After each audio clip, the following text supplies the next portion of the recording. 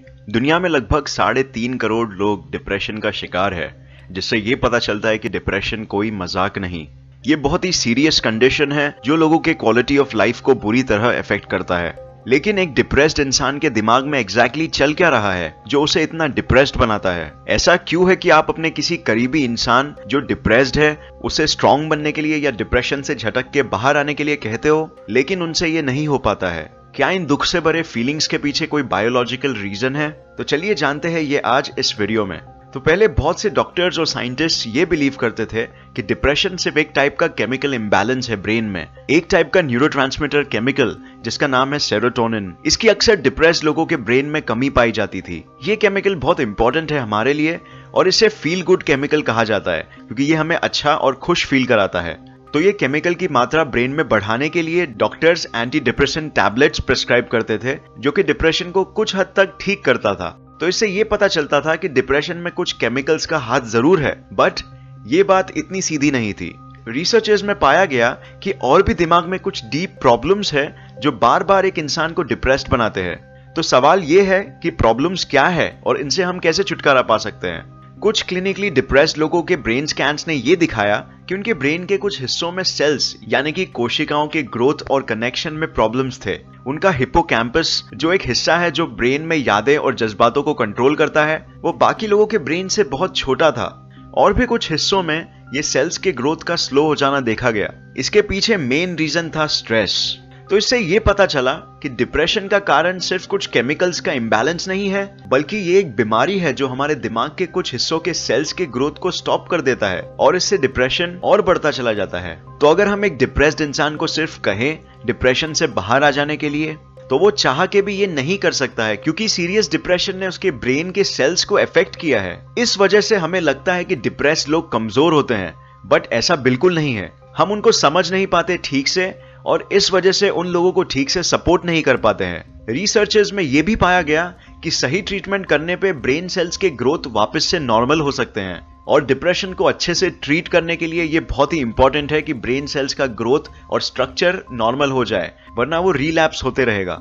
इसीलिए बहुत से लोगों का डिप्रेशन बाइपोलर होता है, यानी कि कुछ समय के लिए वो खुश रहेंगे और अचानक से दुखी हो जाएंगे विदाउट एनी रीजन।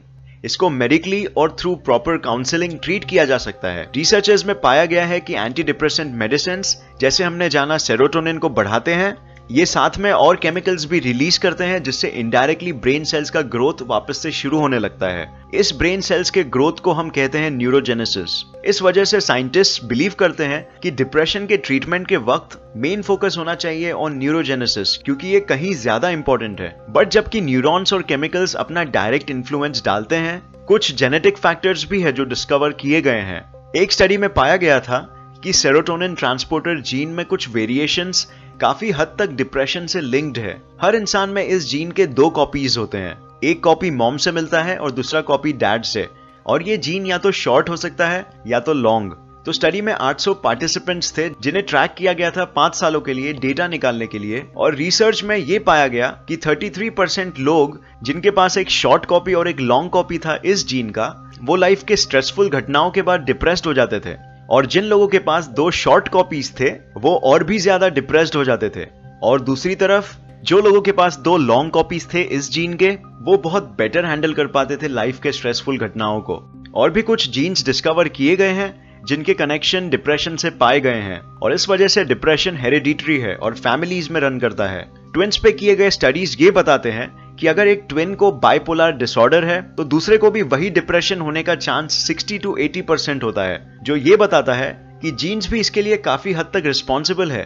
तो ये सब चीजों से हमें ये पता चलता है कि डिप्रेशन सिर्फ एक साइकोलॉजिकल कंडीशन नहीं है, बल्कि इसके फिजिकल इम्प्लीकेशंस भी है और कुछ जीन्स भी इसके लिए रिस्पॉन्सिबल होते हैं। तो ये सब सुन के अगर हम किसी इंसान को जानते हैं जो डिप्रेशन से सफर कर रहा है, तो हमें उनको और समझाने की कोशिश करनी चाहिए और प्रॉपर मेडिकल अटेंशन देना चाहिए। हमें उन्हें कमजोर फील कराने की जगह एंकरेजमेंट देना चाहिए, क्योंकि ये इतना आसान नहीं होता है कि हम सिर्फ उन्हें डिप्रेशन से बाहर आ जाने के लिए कहें और वो ये चीज आसानी से कर पाए।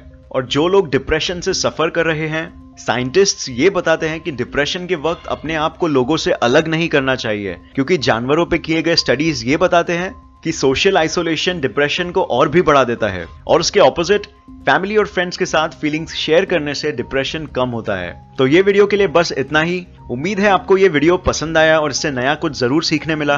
तो क्या आपको कभी लाइफ में डिप्रेशन आया है और आपने उसके इलाज के लिए क्या किया? मैं जानना चाहूंगा नीचे कमेंट सेक्शन में। मुझे पर्सनली टीनेजर्स में बहुत डिप्रेशन आता था और अब काफी हद तक बहुत कम हो गया है। तो सब्सक्राइब कर लीजिए अगर आपने इस चैनल को सब्सक्राइब नहीं किया है अब तक, और नोटिफिकेशन बेल ऑन करना मत भूलिए। मैं आपको नेक्स्ट वीडियो में मिलता हूं ऐसे ही किसी इंफॉर्मेटिव वीडियो के साथ।